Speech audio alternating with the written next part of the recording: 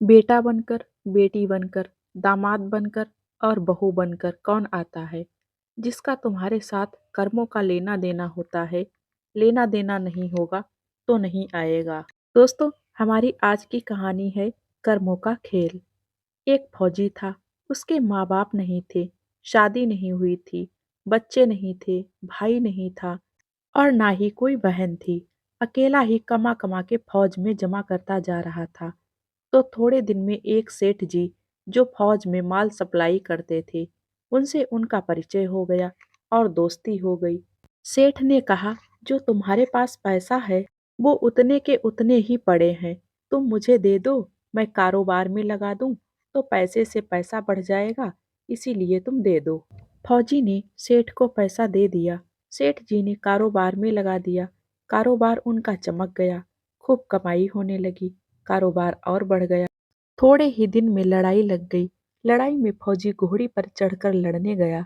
घोड़ी इतनी बदतमीज थी कि जितनी जोर जोर से लगाम खींचे उतनी ही तेज भागे।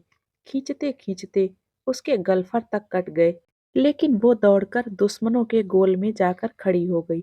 दुश्मनों ने वार किया, फौजी भी मर गया, घोड़ी भी मर गई। अब सेठ जी को मालूम हुआ कि फौजी तो मर गया, तो सेठ जी बहुत खुश हुए कि उसका तो कोई वारिस है नहीं। अब ये पैसा देना किसको?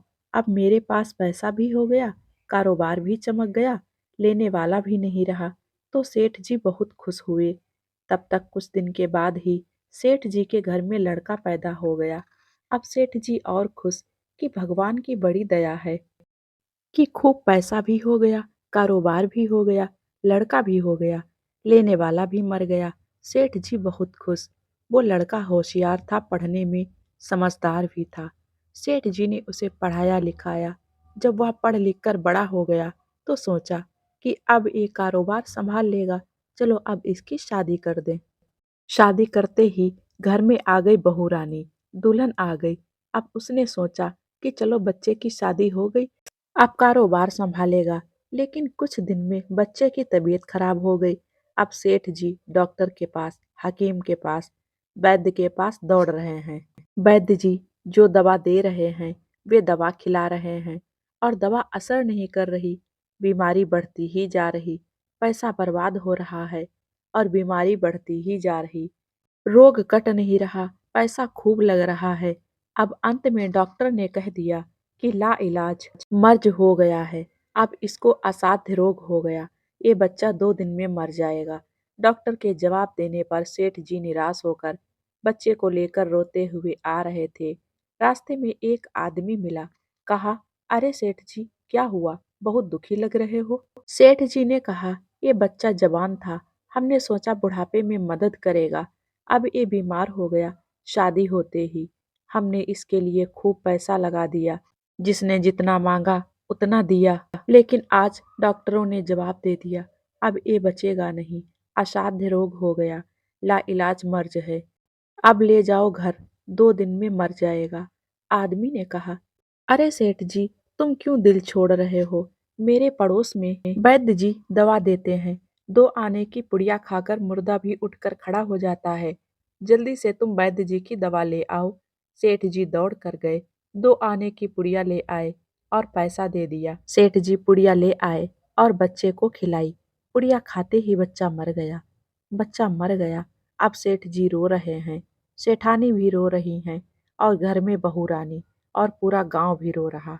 गांव में शोर मच गया कि सेठ की बहू रानी की जवानी में ही कमर टूट गई। सब लोग रो रहे हैं। तब तक एक महात्मा जी आ गए। उन्होंने कहा, भाई क्यों रोना धोना। लोग बोले, इस सेठ का एक ही जवान लड़का था, वो भी मर गया, इसीलिए सब लोग रो रहे हैं, सब दुखी हो रहे हैं। महात्मा बोले, सेठ जी रोना क्यों। सेठ बोले, महाराज जिसका जवान बेटा मर जाए वो रोएगा नहीं तो क्या करेगा। महात्मा बोले, तो आपको क्यों रोना। सेठ बोले, मेरा बेटा मरा तो और किसको रोना। फिर महात्मा जी बोले, और उस दिन तो आप बड़े खुश थे। सेठ बोले, किस दिन। महात्मा, फौजी ने जिस दिन पैसा दिया था। सेठ बोले, हाँ, कारोबार के लिए पैसा मिला था तो खुशी तो थी ही। महात्मा बोले, और उस दिन तो आपकी खुशी का ठिकाना ही नहीं था। सेठ बोले, किस दिन? महात्मा, अरे जिस दिन फौजी मर गया था। सोचा कि अब तो पैसा भी नहीं देना पड़ेगा, माल बहुत हो गया, कारोबार खूब चमक गया, अब देना भी नहीं पड़ेगा। आप तो बहुत खुश थे। सेठ बोले, हाँ महाराज, खुश तो था। महात्मा बोले, और उस दिन तो आपकी खुशी का ठिकाना ही नहीं था, पता नहीं कितनी मिठाइयाँ बट गईं। सेठ बोले, किस दिन? महात्मा, अरे जिस दिन लड़का पैदा हुआ था। सेठ जी बोले, महाराज, लड़का पैदा होता है तो सब खुश होते हैं, मैं भी हो गया तो क्या बात। महात्मा, उस दिन तो खुशी से आपके पैर जमीन पर नहीं पड़ते थे। सेठ बोले, महाराज किस दिन? अरे जिस दिन बेटा ब्याहने जा रहे थे। सेठ बोले, महाराज, बेटा ब्याहने जाता है तो आदमी खुश होता है, मैं भी खुश हो गया। फिर महात्मा जी बोले, तो जब इतनी बार खुश हो गए तो जरा सी बात के लिए क्यों रो रहे हो?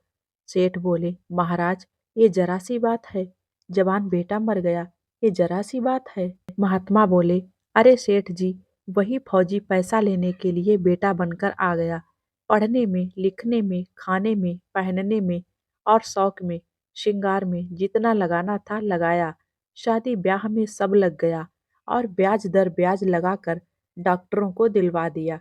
अब जब दो आने पैसे बच गए, वो भी वैद्य जी को दिलवा दिए और पुड़िया खाकर चल दिया। अब कर्मों का लेना देना पूरा हुआ। सेठ जी ने कहा, हमारे साथ तो कर्मों का लेन देन था, चलो हमारे साथ जो हुआ सो हुआ, लेकिन हमारी जो जवान बहू रानी घर में रो रही है, जवानी में उसको धोखा देकर विधवा बनाकर चला गया, क्या उसका क्या जुर्म था कि उसके साथ ऐसा गुनाह किया? महात्मा बोले, यह वही घोड़ी है जिसने जवानी में उसको धोखा दिया, तो इसने भी जवानी में उसको धोखा दे दिया। वैद्य, शास्त्र व पुराणों के साथ साथ सभी साधु संतों का कहना है कि यह संसार कर्मों का लेखा जोखा है। इसमें जो जीव चैतन्य है वो समझदारी से भवसागर पार हो जाएगा। दोस्तों, मैं उम्मीद करूंगी कि ये मेरी कहानी आप लोगों को पसंद आएगी। पसंद आए तो प्लीज़ वीडियो को लाइक कर दें और हाँ, जो लोग मेरे चैनल पे नए हैं, सब्सक्राइब करना बिल्कुल ना भूलें। मिलते हैं एक और नई कहानी के साथ में। Thank you.